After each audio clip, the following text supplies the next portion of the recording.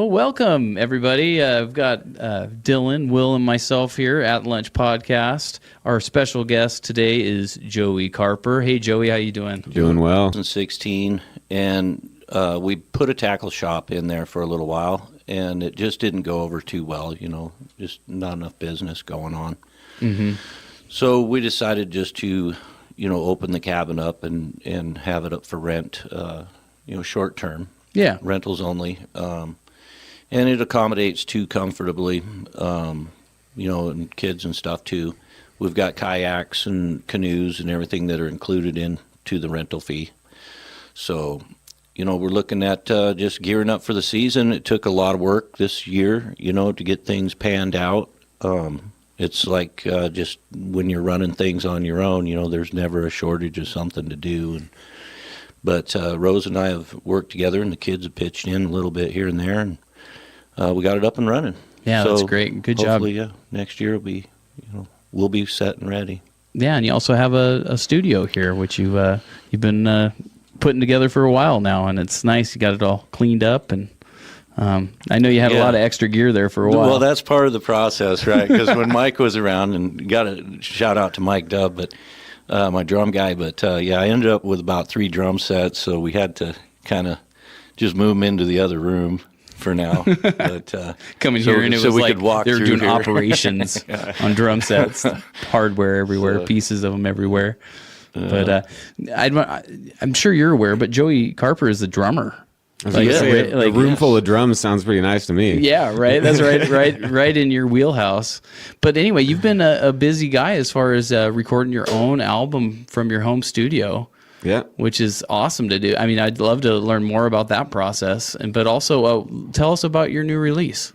So I released Axiom back in May. It's kind of like a two-sided, I don't know, you could look at it as like 2 separate EPs kind of together as one kind of collection. They all go together, the A side and the B side stuff, but definitely a separation in genres, lots of acoustic stuff on one side, a little more distortion and angst on the other.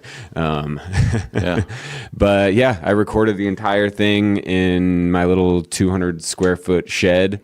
And I think I got the entire thing released onto like Spotify and iTunes and all the major platforms for just under $400. So, wow.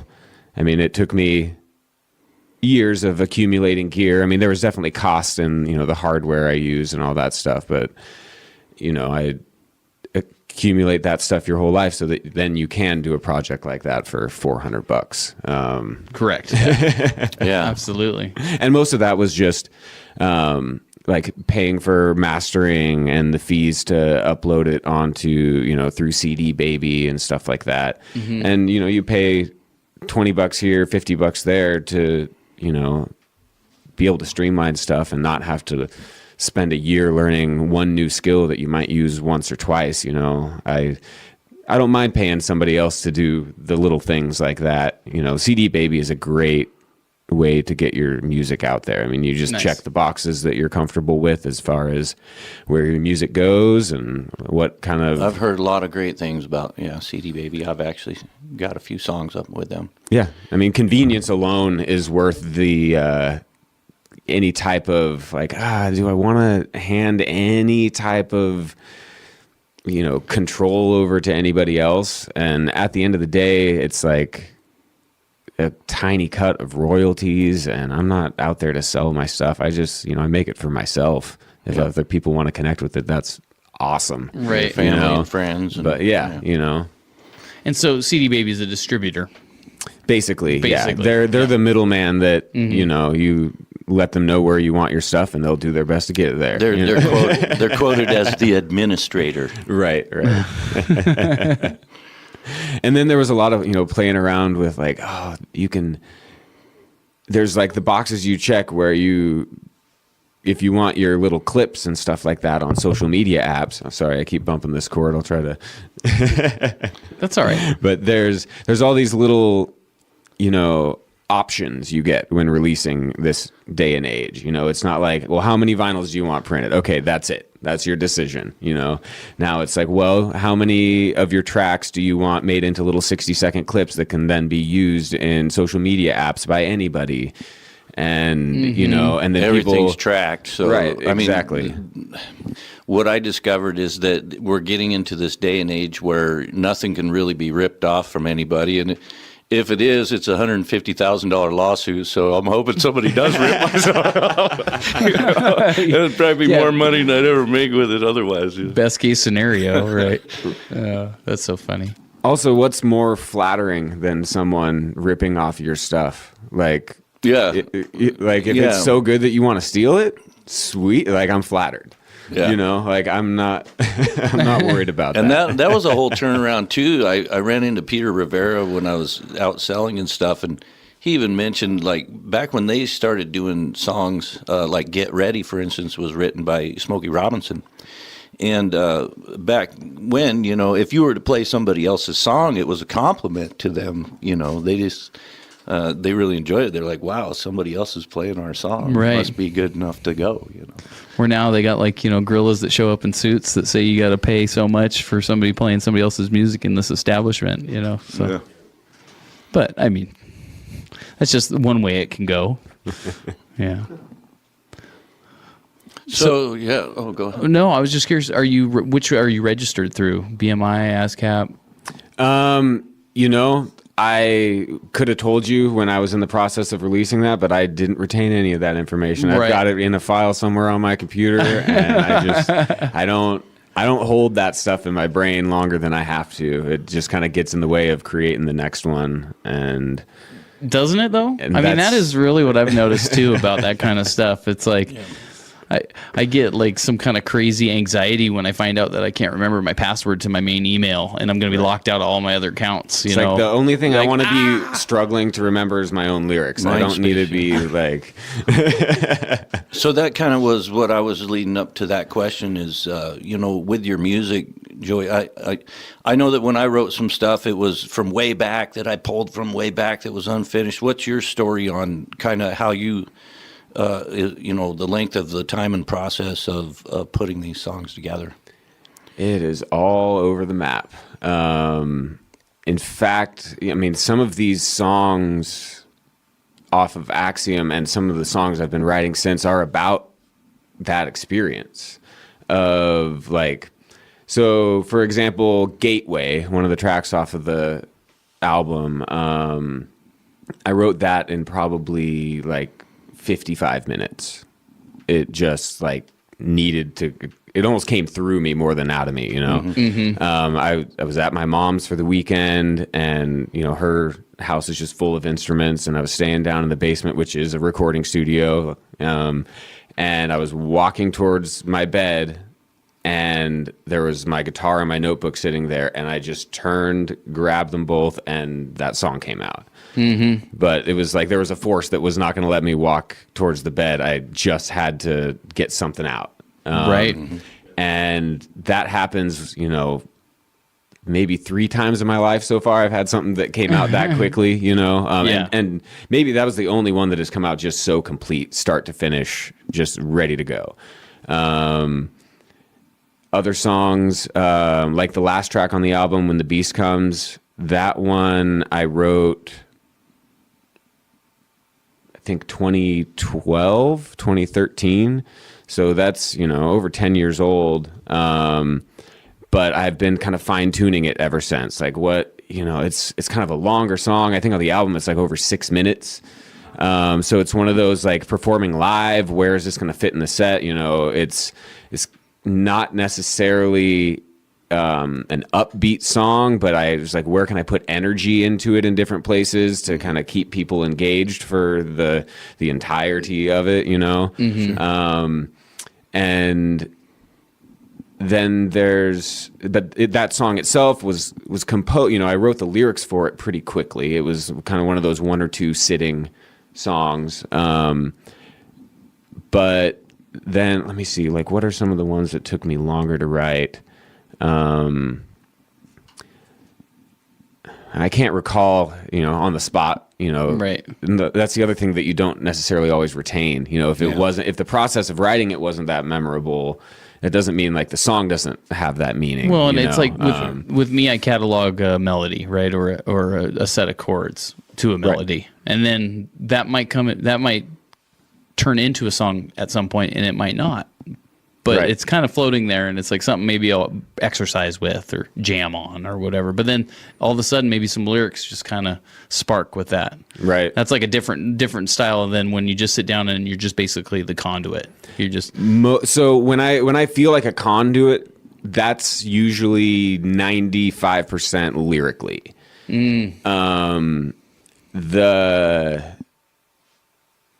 The composition of the music itself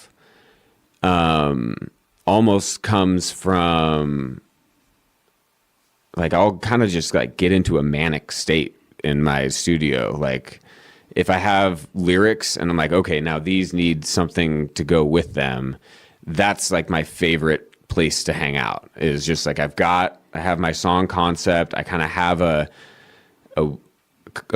flow of where I want this to go. I don't necessarily know what the chord progression is going to be. I definitely don't have a bridge yet, but I know it needs one. right. Yeah, it needs to go somewhere. Right. You can hear the chorus and the lyrics, so you're kind of pulling off the lyrics first. I definitely hear things in my head. It usually, every song kind of comes out in a different process, but probably the most consistent method for me would be like realizing that I have something I need to express, and then trying to find words for it. Mm-hmm. And then I'll find some cool metaphors that I'm connected to, or that spark like, oh yes, that energy that I'm feeling kind of fits this, and let me run with that. And then the cadence of the lyrics that I'm writing, and the words that I'm choosing kind of start working together almost immediately. So I'm almost working on the word economy and the cadence of the lyrics as I'm writing them, rather than like going back and changing things once I have a melody. Sometimes I have the melody come with the first words. Sometimes I'm sitting there with a whole song written on my phone for a year and I just haven't found a melody, or the cadence between the lyrics of the verse and the chorus is just like, I can't reconnect with where I was when I wrote it. And so it'll just sit there. Right. But by living in your studio, and, if you put your notebook between you and your coffee cup in the morning, and the red button for the record is just a wiggle of the mouse and a click away, I was able to at least get some stuff out. Yes. Finally, Yeah. You have to set yourself up for success. I'm creative, but a procrastinator, and I'll make excuses. I'm not good at motivating myself. I have to put physical, like, bumpers around my space to get me to do these things. Right. Yeah. It's like the breadcrumbs are out in front of you, bringing you home. Right. Yeah. Getting you into that creative home, the zone. Like I've definitely felt that. Like I woke up one morning and just had a song just appear, basically. Oh, yeah. Mm-hmm. And I mean the whole in bridge and everything, all done. It's like, wow. It's like, at the same time, I can relate to the many half-written ones on your phone, because I've got a few myself. Yeah. I even got into doing like just a voice of the riff, like a jigga jigga boo digga boo or something, and it's like just, that. yeah, and it's like, I don't want to forget that, so I got a bunch of voice memos. Yeah, those voice memos. Voice memo, yeah. That's like, we were just talking before about like, access to your phone cameras and stuff like that. It's like, if somebody leaked my voice memos, they would be like, what is this guy doing?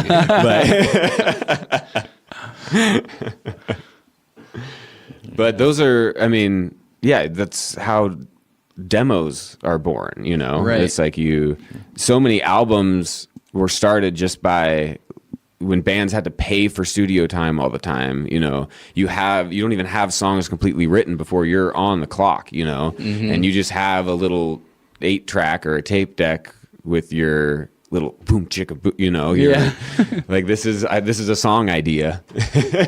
Yeah. Then let's write it and track it. Well, and I think that's important too. Like if you are spending the money to go in and do, you know, studio time, doesn't hurt to just have your own little recording setup practice at home before you go in. So you're not just like, you know, you get familiar with the process on your own. And then that way you're going to utilize your time better when you're in the studio. That's a whole different dynamic too. Like having your own home studio versus going to a studio session. Those are two sides of a coin. Like that being prepared, because you usually, like especially if you're paying for studio time as a group, you know, now you are accountable to the rest of your band. And I mean, there's a lot of plate spinning, and if you're tracking individually versus tracking as a band, like the amount of practice and chemistry you have to have. I had a tour one year where we decided to go record a studio session like 3 weeks into the tour, which was perfect because you just knocked all the dust off. You got all your stage chemistry together, but you weren't at week 4 when you are so sick of each other and you can't wait to just like get out of that van for the rest of the year.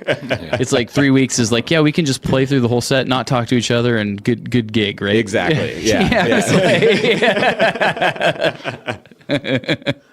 And then after that usually was like the sweat lodge ceremony, because we have to get everything off our chests and like be in touch with our spirituality to cleanse the palate.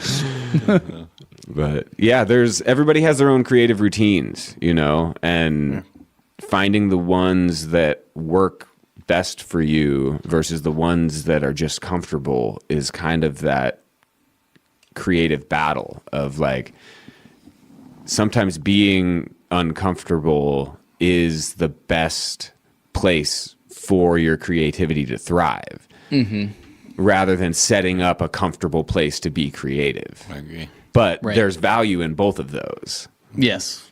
Like I feel like most of my writing comes from uncomfortable experiences, whether they're with other people or with myself internally or whatever it may be. But I wouldn't have ever gotten that album recorded, tracked all by myself, and released without having that comfort zone of my own home studio where I can do it on a budget and not have to save every penny for years and years and years just to then, you know, have that high pressure studio situation. Yeah. But we're not all going to have the same methods. Like those songs that are sitting in your notes aren't going anywhere, you know, like, but they're also like, they don't have to be yours. I don't know if you've ever heard of the book Big Magic. No. But it's kind of about that idea that like you can get like, oh wow, like I'm so inspired about this idea, like some creative endeavor you want to do. And then have you ever just felt like a loss of drive towards something that you were super passionate about? Like, I think we can all relate to that. Yeah. That the book kind of expresses that as a concept of, well, now it's someone else's. Like someone else has taken on that magic and it's not yours to dwell on. And that like you're either there for when that comes through and you're ready and you're prepared for it and you're showing up every day for it to come through, or you're not. And that's that. It's not, you don't have to take it personally or it's almost in line too with like this saying that was the two wolves inside of each one of us. Have you heard this? Yeah. Probably. Yeah. But please repeat. Well, it's basically a good wolf that does love and truth and happiness, and the other one is full of hate and fear and anxiety. And the young grandson asks his grandfather, well, which wolf wins? And his grandfather's reply is, the one you feed the most. Yep. Yep. That's kind of another one of those underlying themes to the duality of Axiom. It's that whole project was just a process of kind of self-discovery and, you know, like, all right, well now I'm in my 30s. Who am I? You know, like what have I repressed? What do I want back? What do I not want anymore? You know, like all that stuff. And that came from that comfort, creating that comfortable space to dive into those places of myself, now that wasn't the most comfortable thing, but that sometimes too comfortable gets uncomfortable. Yeah. Right. Definitely. Well, just so our listeners know, you grew up in the Enterprise area, which is in, what is that? That's Northeast Oregon. Northeast Oregon. And your mom is a very involved musician, but also a promoter down in Enterprise, and she puts on an annual festival called the Juniper Jam. Yep. Could you tell us a little more about that? So Juniper Jam, the sweetest little music festival in Eastern Oregon. I believe this last year was like the 15th or 16th. I don't know. I might have a Juniper Jam shirt on. Not today. 16th is what I saw last year, so it's probably going on to the 17th. I can't even keep track. She's been at it. It's all original music. So all what's day the name long. of the nonprofit that puts that on? So Wallowa Valley Music Alliance is the nonprofit that she runs there in Enterprise in Wallowa County. And you say that so fast, it's hard for me to... Yeah, Wallowa Valley Music Alliance. Well, yeah. So that's the annual music festival. She also facilitates a ton of other music events throughout the seasons. I just booked a Tunesmith set. So Tunesmith is a little songwriter showcase that she puts on throughout the winters. I believe it's like the second Saturday of every month. And I booked May 9th, so I'll be playing in Enterprise on the 9th of May, it's like a songwriters in the round kind of thing, 3 people on stage, each taking turns playing songs. You go around like 4 times, take a little intermission, come back and close the show. Real fun. Oh yeah. And as a songwriter, those shows are so valuable to me, to have like just a silent, a pin drop audience. Right, the appreciating audience instead of the bar audience that's when someone, consumed in their own sings a song with like a really deep lyric and you can hear like gasps in the crowd. Like it's right. that kind of setting where you're like, okay, this is where, and it's a place like that where I love to debut things or like, try out something new, because I'll get the feedback, like that whether audience, either it's going to connect or it's not, because that audience is there for that. Yeah, right. That's why they're there. And when we first met, and you were explaining what was going on down there, I thought that was just phenomenal that your mother's put so much time and effort into, keeping the originality, but obviously that, just gives center stage to a lot of, up and coming artists that are wanting to get their stuff out there. So that's a great thing. I was very spoiled in the musical community that I was brought up in. I mean, it's the restaurant that I used to manage in Oregon, they have really committed to having live music. They have a stage and a sound system mounted. It's one of those things where they've taken each step to where as musicians, when you walk into a venue and you can see that venue has committed to having live performances, like you don't have to pull the PA out of the broom closet in the kitchen, and you don't have to move the tables out of the way to be able to set the drums up. And like, we love all those gigs too. Right. But there is another level to like, oh, this place has shown a commitment to this. Right. They actually promote more than 2 weeks in advance. Right. And I'm not saying that to complain about anybody who's willing to, give an opportunity to a musician. But there is another level to that kind of makes you feel like, oh, I'm in the right place, right? Like, we've all walked into a venue like, is this where I'm playing tonight? Like, do they know I'm here? But, yeah, right. You talk to the bartender, they're like, who are you again? Yeah, exactly. And that's just part of the game. Like you said, you've been spoiled. You've kind of seen like what it could be. And I think that's something that we're trying to harbor here in our community is just, there is a lot of music happening and there is quite a few different places to play, but I want to see that improve. And just drawing in more musicians is one thing that I know we've done, is like just more and more people are playing up here and, Absolutely. Coming up here that normally wouldn't, because, hey, there's a bustling music scene up there. Let's go check it out. Right. There's some guys doing a podcast focused around music. Yeah, exactly. Yeah, we're excited about doing this. It's a undertaking for sure, but we're learning every step of the way. Yeah. And upping our game. So yeah, it's fun. We all play music in different projects. Like Will and I are in a band together, and Dylan and I jam from time to time. He's been playing with Zach Pass, been backing him up and doing lots and lots of gigs. So it's been pretty fun. Yeah, pretty Zach's fun time. pretty busy. He's getting ready to do some video shoots, which we want to get the help of Joe Winecoop on that, and anybody else that wants to jump in and help out. That's one thing about doing these types of projects is that you need more than just one gear. You need multiple gears working to be able to make it actually come to fruition. Yeah.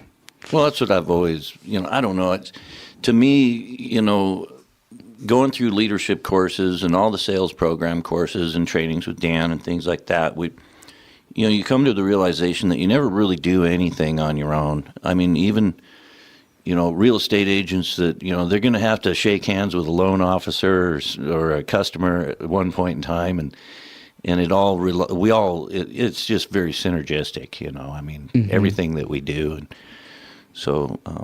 And I've always maintained the same mentality as well, that if they want to work their way in, they'll work their way in. And if they want to work their way out, they'll work their way out. You don't have to do anything.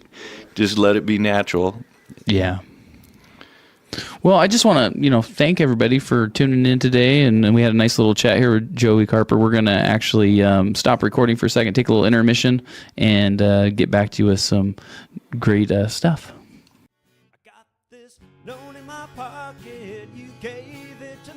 Every song starts as a feeling. Here's where that feeling finds a voice. No pressure, no gimmicks, just the space to make something real. Whether it's your first track, EP, or your next record, this room is ready. Come check out Dusty Dog Studios today.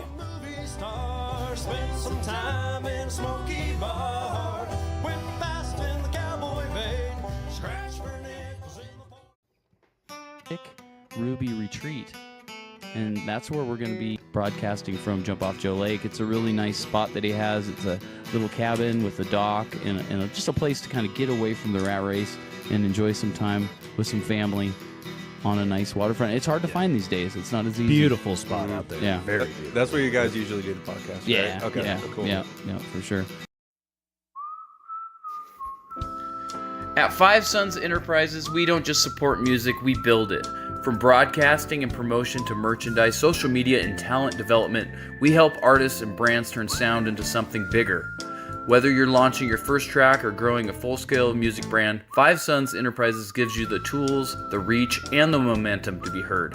Five Sons Enterprises, where music meets opportunity. So you got a first tunes selected out to play for us today? Yeah, I'm kind of in, I guess, drop D season. I can play some new stuff and some old stuff. I figure I was just going through the audio files that I have saved on my hard drives and on my phone, and I have so many more unreleased songs than I have released songs. Because even though I kind of walked through how simple that process was for me to get that album released, it still takes a lot of discipline and commitment to get that into a point where you feel like you have a complete project to release. Or if I'm just going to release a single, well, I got to pick which one I want to, how do I want to, I don't want to promote anything. I just want to play music. So I appreciate you guys doing this for me, giving me a platform to oh, well, they're going to do all the stuff I don't want to do.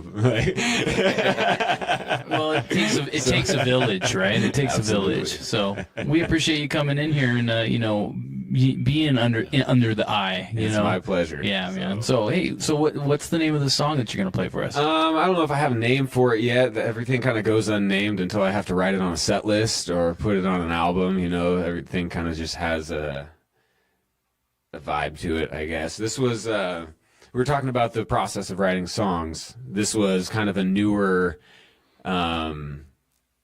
phenomena, I guess, as far as this doesn't happen very often, but the chords for this song came straight from me trying to learn a Chevelle song. I was I've always listened to Chevelle. I love Chevelle. Yeah. And I was like, I had to tune into, I think, like drop C to play along to the album.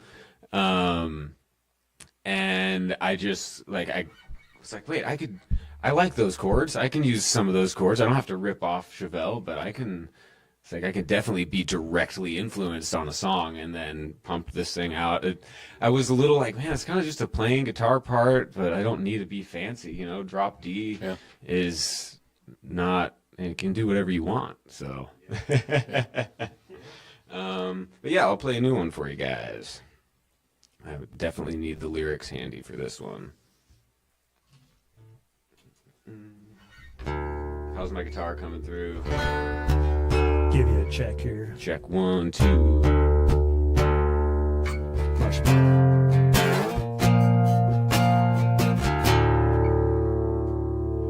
We're good? Yeah, I like it. All right.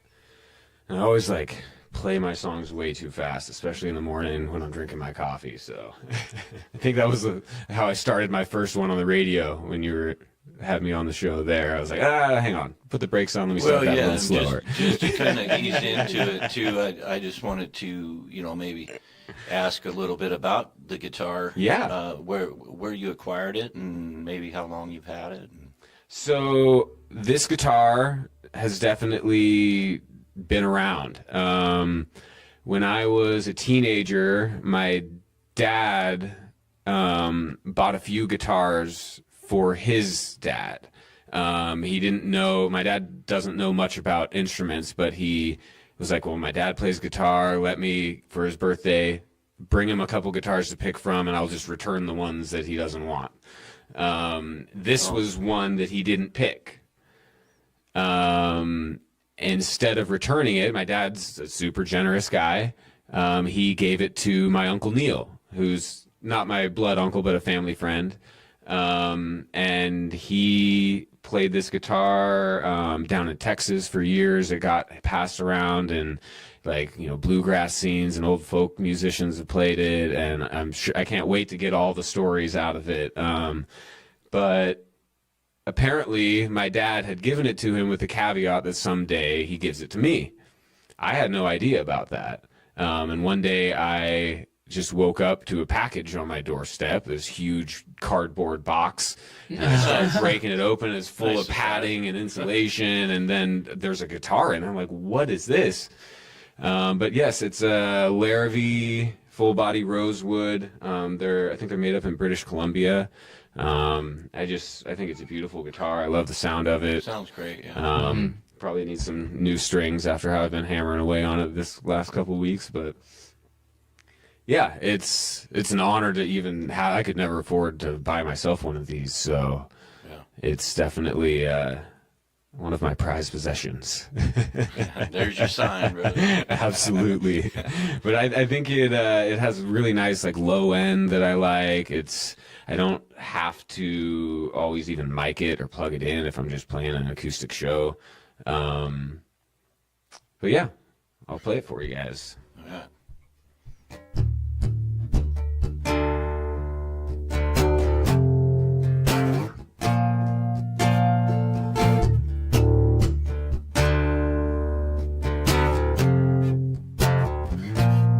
I want a little lemon drop with a peach black dress and a pixie cut with nothing underneath. Chase that with an attitude and I'd be off my feet. We fly so high in the top shelf heat.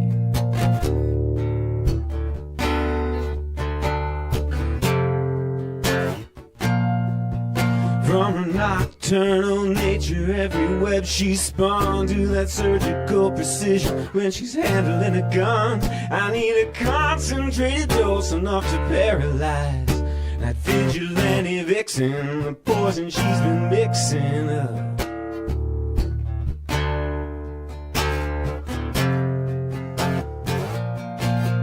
I catch a cold so thick you'd take a fever dream. The dopamine dealer, the certified healer, and I don't need no fashion queen. Kindly refill my prescription, please.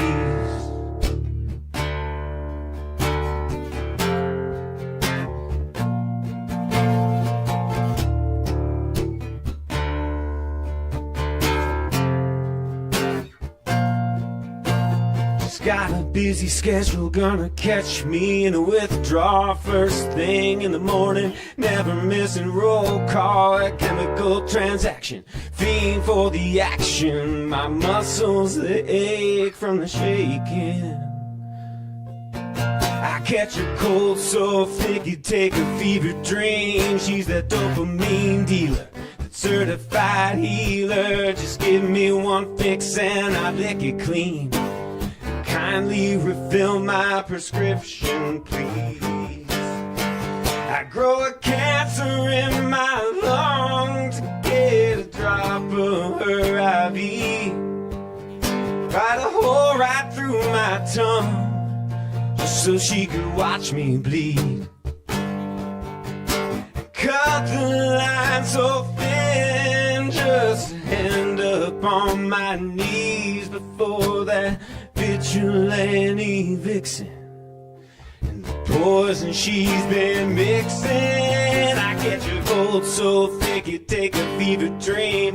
She's the mean dealer, that certified healer. Just give me one fix and I lick it clean. That vigilante vixen, the poison she's mixing. I don't need no fashion queen. Just kindly refill my prescription, please.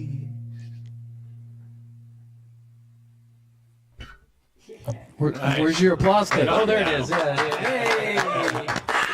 Yeah. I don't even know if I sang all the words that I wrote, but I got through it. Cool, man. Cool theme. So what kind of sparked the whole theme for you? Oh, it's all like I get like hooked on these metaphors, and once I get a theme for something, sometimes I want to just keep like building on it and building on it and building on it, and it's kind of like this image of like being like, if you just imagine yourself as like hooked on, like it's like an addiction, being in line. Like I'm kind of like thinking like being in line at a pharmacy where you're like there's little phrases in there like, I cut the line so thin just to end up on my knees, and like kindly refill my prescription, please. Like I'm kind of playing on all these like layered wordplay and stuff like that, and it was kind of just a product of one of those manic states that I get into where I'm like, okay, let me just keep going and going and going into this hole and see if I can get something that kind of makes sense on the other side. The phrases just start to flow together, but exactly. It takes a little effort to find their place. Yeah. Right, and then sometimes I'll think I have a cadence for something, and then it's like I'm gonna go A B A B A B, and there's like, no, this song doesn't call for A B all the way. Maybe you can just go A B A, throw a C in there, back to the A B rhymes, you know. And rhyming is another thing that's taken me years to let go of sometimes. You know, it's like, say what you want to say. You know, if it rhymes, it rhymes.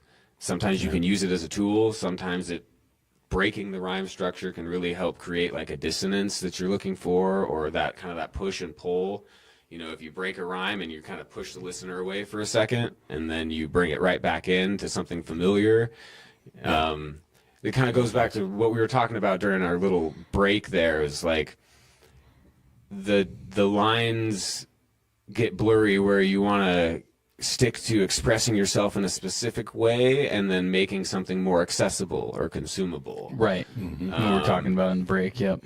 And so you really don't know until you get into settings where you get a feedback loop, you know, where instead of like, if I'm just sitting in my shed writing and recording music, you know, I'm never really going to know, you know, does that make sense to anybody else? Like, well, and I for me, sometimes I have a harder time doing that than I do if I just get myself out in front of an audience and then I'll perform. Right. You know, it's almost like they make it come out of me, where it's like I can't get it.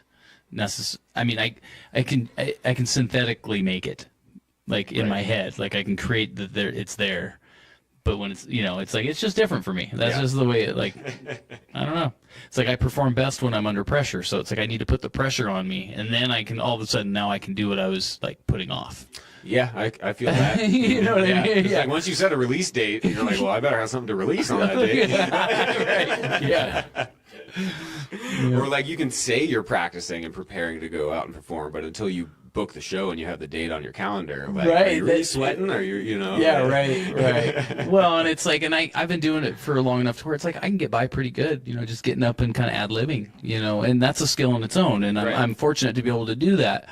But I've seen it at an extreme too, because like I've met artists that are just like they're performance artists, and they don't have any script. They don't know what they're gonna do, and it's like at a certain point, this guy he just says he's like, yeah, and then I slither. That's his next act. It's like when that doesn't work, he then drops to the ground and starts slithering around. Like your Fallback plans. Yeah. Rashadicus. Yeah. He said that it's like, and then all of a sudden I'm a cow out grazing in the field or something, and it's like that's what's going on. That's what's happening in his mind. But his hands are he's playing his cello and doing all this other stuff that he does. But I'm just saying that like that's the extreme where you have no set list, nothing. When it's like I play some jazz, but it's like it's not like all jazz. But. So you have another tune I up for us for you guys. Yeah, sweet. Let's see, what should I do next? This one, we're in November, so this one's called Thanksgiving. And your tuning's just standard tuning with the capo on the second fret. I'm actually still in drop D here. Oh, okay. So, I should probably also make sure. Hang on, pause for the tuning. Yeah. This is where you mute the podcast for a moment to give me some grace. We can edit it out later.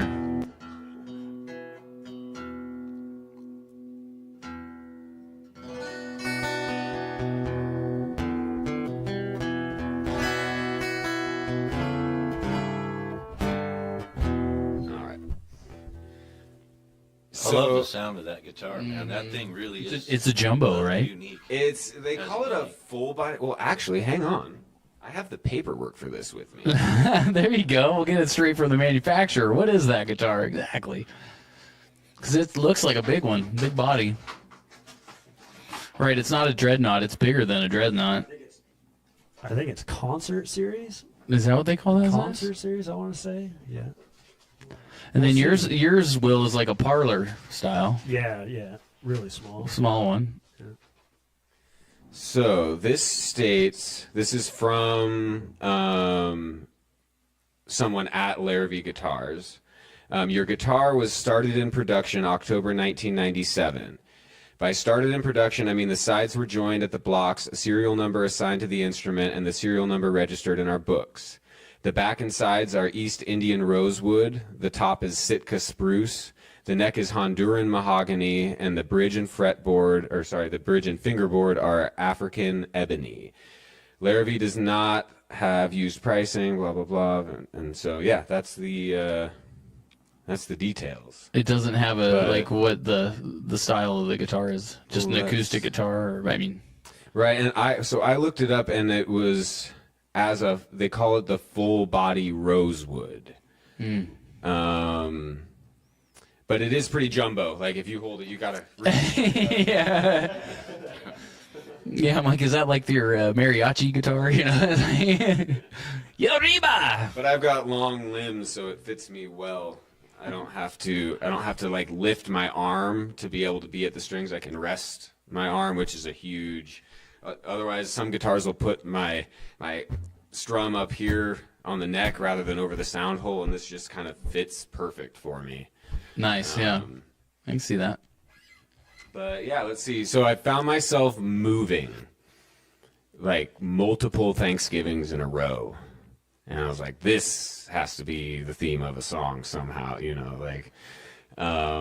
yeah, this one's called Thanksgiving, and it's about figuring out if you're running towards something or running from something, or if it's all kind of a little of both all the time.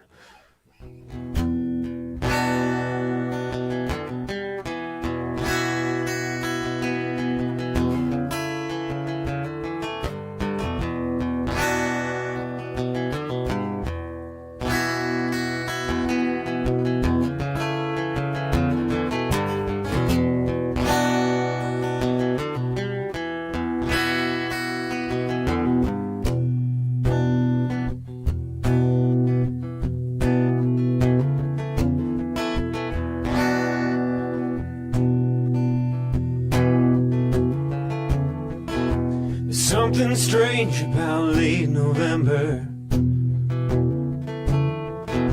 You get that fever and the stormy weather. There's no hope if you've dropped anchor, 'cause you'll drown before the wind blows you out.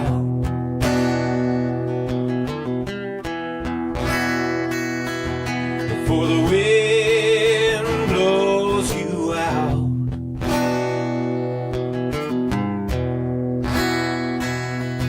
You better run, run, run.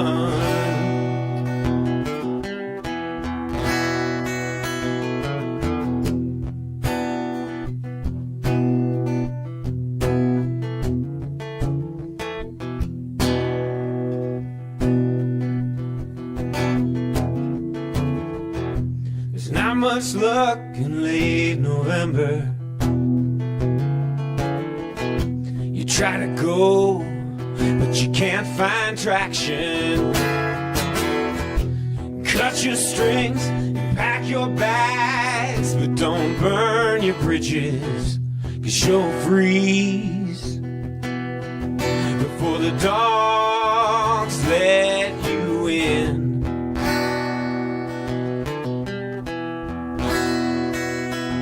Before the dogs let you in.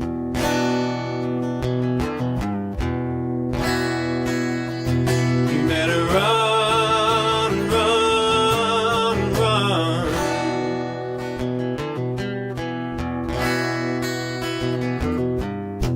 There's not much hope in late November.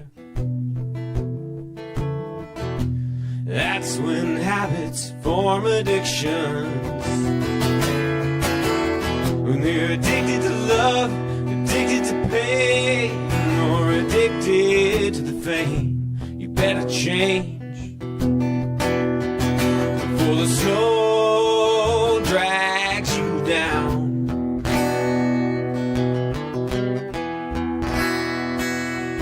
Before the snow drags you down.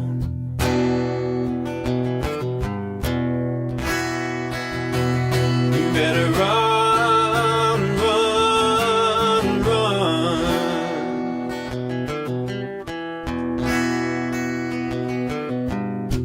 Something strange about late November.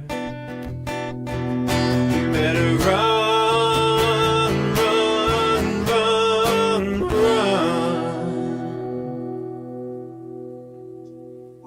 Nice. Thank you. Little Thanksgiving tune for you. Hey, that's great stuff. Oh, he's moving the capo again. You still in the drop tuning? You like Yeah. those drop tunings? Yeah, I figured I'd get some of these out of the way. Yeah, yeah. I might play one in standard Well- before I go, but So we don't typically play in drop tunings. Very rarely. I mean, I've been in bands where like it's like exclusively we were in drop tuning. So it was like as a bass player, it's like, and then going from project to project, it's like, okay, what, you know, so it's like a real head scramble. Now, since I know that you play ukulele, or that was the first instrument, it was a banjolele, right? It was a banjolin. Banjolin. So okay, so you understand my dilemma yeah. then, going from fifths to fourths to fourths to fifths. Right. And yeah, and I've been messing with a new tuning where you actually drop down to C, and you make the bottom three strings in fifths. Oh yeah. Instead of fourths, and it's an interesting tuning because then your C becomes your lowest chord, and you know what I like about doing that is like, okay, well, throw all the theory aside and just play by ear because you don't know where you're at. Right. Yeah. No, it's change. It's using a different tool. You know. Yeah.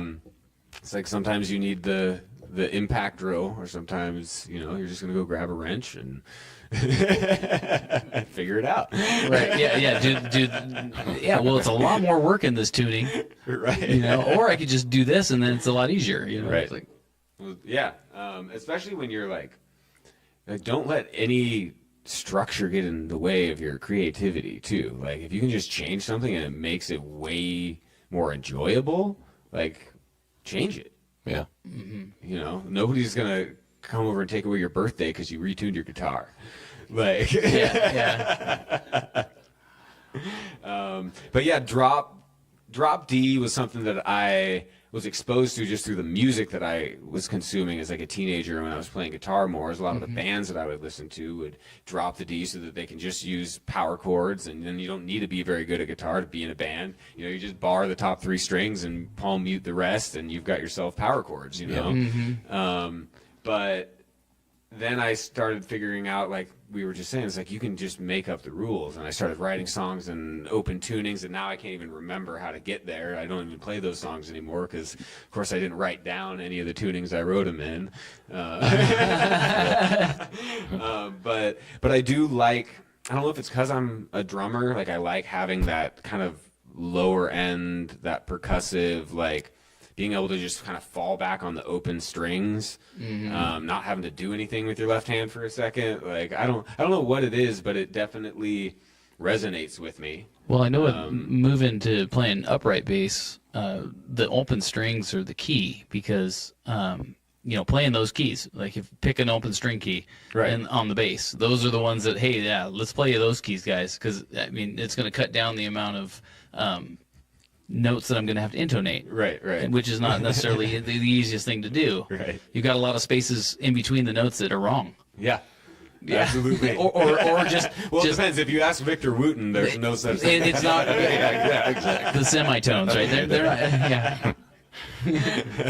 Oh, you're talking about the flecktones. Okay, yeah, for sure. I just watched the Bella Fleck podcast or an interview with, I think, Beato. It was pretty good. Right on. Watching him just go all directions on that banjo. It's like playing it in all different ways you never even think that you could. You know, doing all kinds of styles of music on it that you never think you could. Him and Billy Strings cutting heads. Oh man, just really, really great musicians. But anyway, I want you to keep playing some songs. So you move the capo to a different position, and now so I'll probably have to retune. Yeah, we'll probably.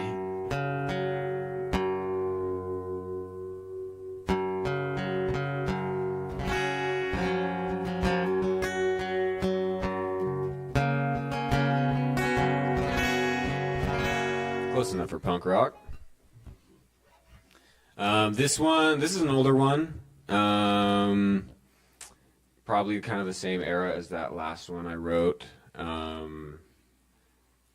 More songs that just never found their place on one of my 2 projects. You know, I have this whole gap of like 9 years between my first EP I released and this last album, and this is just one of the songs lost in the shuffle. Right. It's called Hold On.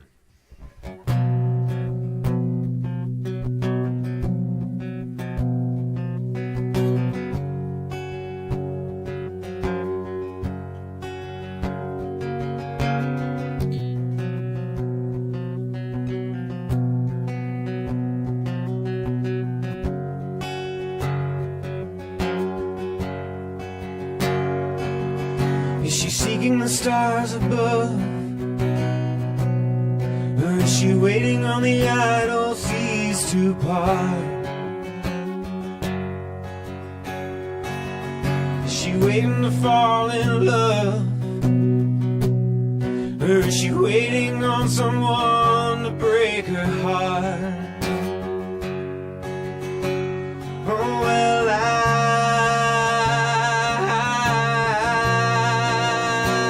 hold on.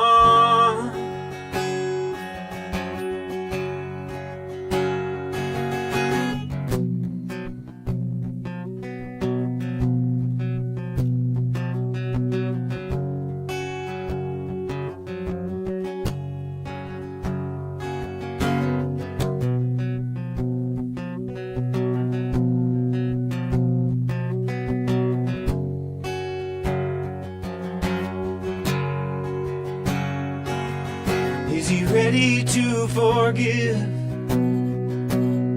Or has he waited too long?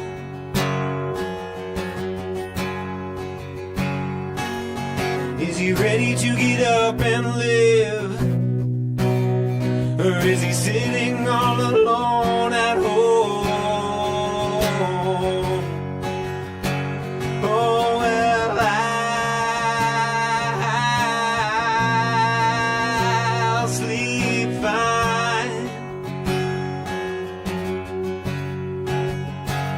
while he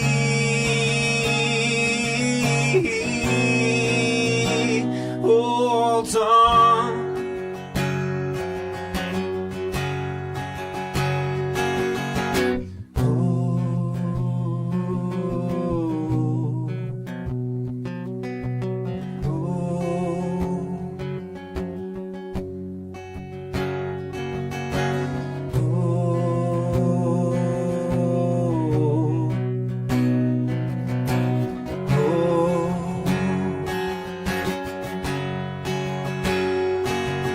Are we working for the greater good, or just hoping to be handed gold? Are we pissed with an angry face, screaming about a broken race and the fear of growing old?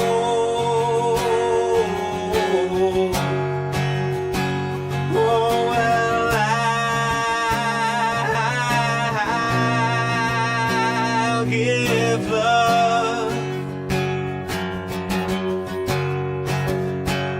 while we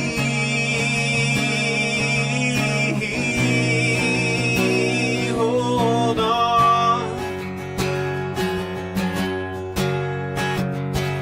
Oh, well, I'll give love while we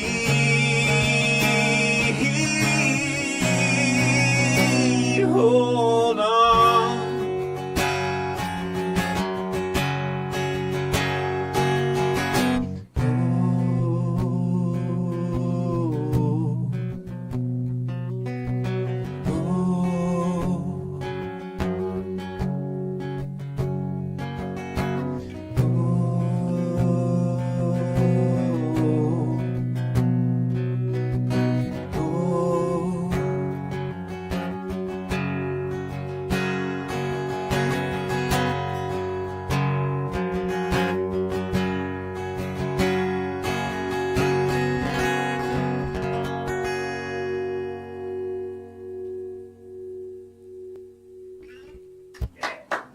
Thank you. You can just hear the overtones on that guitar just ringing out, man.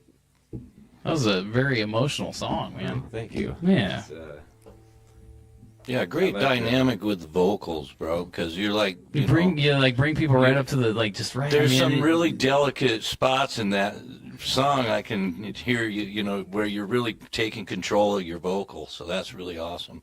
It's Well, you'll probably be able to tell in some of the like through the recording and going back and looking at like a brand new song versus something that I've had a lot of time to play and get used to, you know, because that one I've performed a lot because it's one my mom likes singing with me. So anytime I'm playing like a solo gig back home in Enterprise, I always try and drag her upstage. To sing right, some because you probably harmonize. harmonies. Yeah, harmonies on that one would be awesome. Yeah. Yeah, thanks guys. Yeah. I think I can get out of drop D now. Well, show your how diverse you are as a guitar player, right? But that's probably something that's always been around growing up. There's always been a guitar somewhere. More than one. More than one, yeah. Yeah. No, I can relate to that. At least instruments, yeah. I mean, you were talking about messing with your recording equipment and the plugins and all that stuff. Now, I can remember my dad having an old version of like a sequencer and using his actual keyboard and sequencing stuff on the keyboard. And then when he got the computer, then we were sequencing on the computer. And I was doing this just as like, I had no idea what I was doing. I was just picking keys and, you know, it resembles music. You know? It'd be cool. I don't know if I still have the files, but it's just interesting, you know, the technology and where it's going and how some things have streamlined a lot. And then other things, it's like, it's almost like it's a hindrance to creativity almost, right? Yeah. You know? Absolutely. It's the balance. Got to find the balance, and everyone's is different. Yeah, that's true.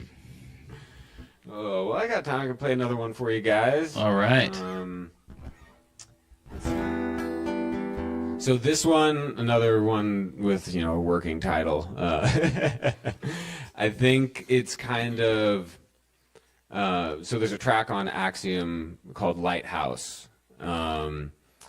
This is it's kind of like Lighthouse Part 2, as far as kind of playing on the same, like, I never quite feel like I'm done telling the story or expressing the feeling. Like I always want to over-explain something within the fear of like being misunderstood, you know, that kind of like, well, what if I just keep giving you more information? Like, and so then like releasing Axiom and then being like, wait, there's more, you know, like that was a really cool feeling, but also it was like, did I pull the trigger too soon? Like, what if this could have been a different project or something? It's like, no, like everything that you record is just a snapshot, you know, of what it is at that moment. And you don't have to be tied to that. It's like, how many times have you heard a band perform a song off their album and it sounds different live, you know, but they're having a blast and they're actually connected to the music, you know? Right. And that's what you want, you know? You can go listen to that solo note for note on the album if you want to hear it note for note on the album, you know? It doesn't have to be performed that way. It's not quite as exciting as it is with the extended solo and the right, but as the drums, as the performer, it might be more exciting to play it different every night, even though it could let down your fan base or whatever. You need to keep the mojo going too. But it's like the song has a life. So it's like, what do we do as musicians when we play a new song? We serve that song, right? Yeah. So like when a song gets born into the world, it's like as a musician, yeah, you can play it exactly the way, or do your best interpretation of the way it was recorded, or you can give new life to it because it's you know, or breathe new life into that song. Sure. You know, like it's kind of like once they're up and they're published and they're out there, it's for the world to decide where it goes and what it does. Yeah.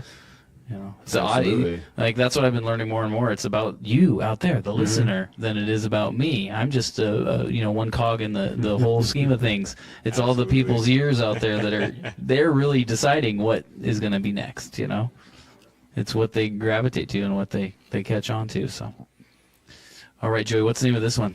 I'm kind of just rolling with Lighthouse Part 2. Okay. If I'm being honest.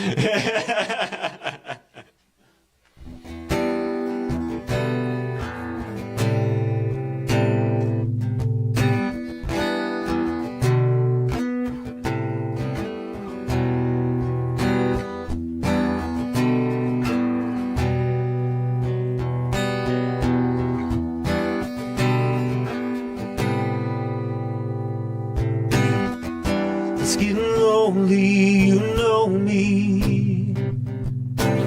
Smoke is heavy in the living room, and I can't stop. No, I can't stop. Do you remember when I told you about the time when I closed my eyes and the darkness left, and I fell into, if I could see, will I still fall into the light? Turns out this static isn't deadly, and I'm tired of the night. Would it follow me if I put poison on the arrow? Let my vision narrow, lose my compass to the sea.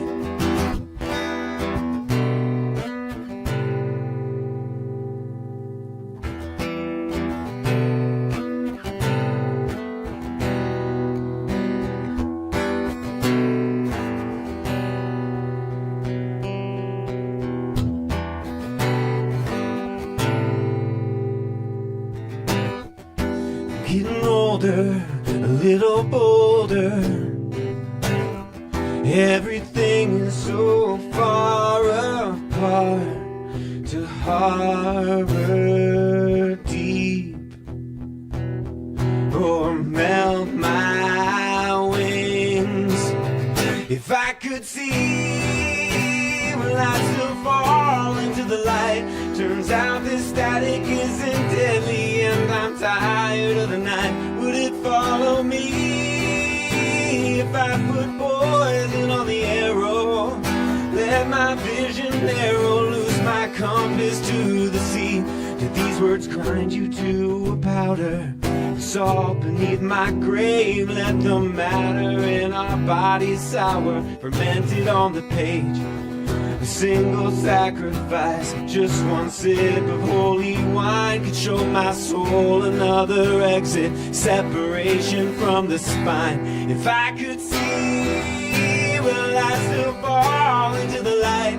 Turns out the static isn't deadly and I'm tired of the night. Would it follow me if I put poison on the arrow? Let my vision narrow, lose my compass to the sea.